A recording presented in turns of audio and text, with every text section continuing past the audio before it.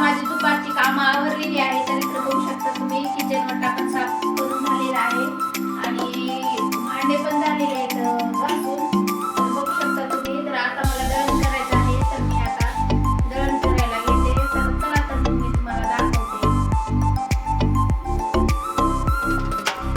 तर दळण तर करणारच आहे मी. तर बघू शकता तुम्ही मला माझं छोटं किचन आहे इकडं. तर अशा प्रकारे भांड्याचा रॅक आहे इकडं.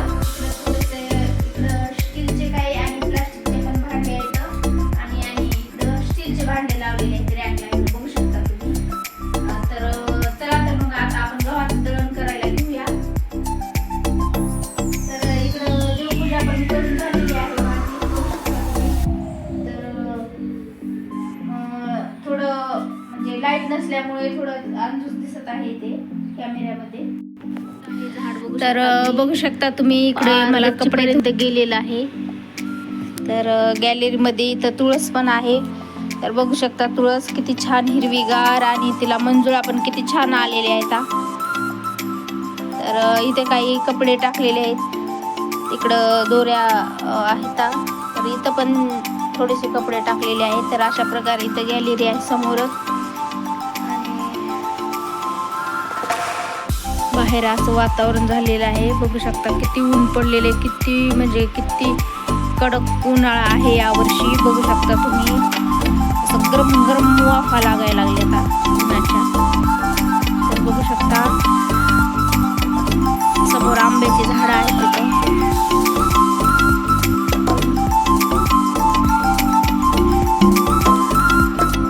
बघा कडीपत्त्याचं झाड.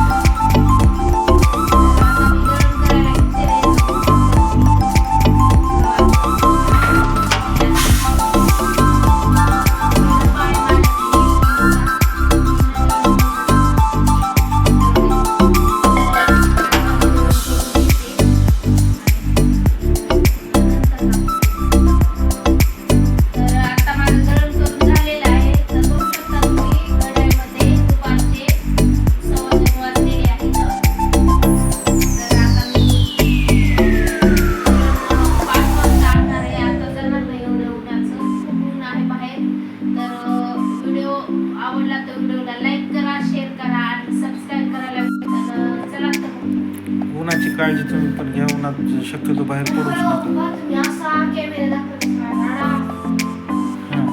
शक्यतो उन्हात फिरू नका. उन्हाबरोबर काळजी घ्या आणि पाणी पित राहा.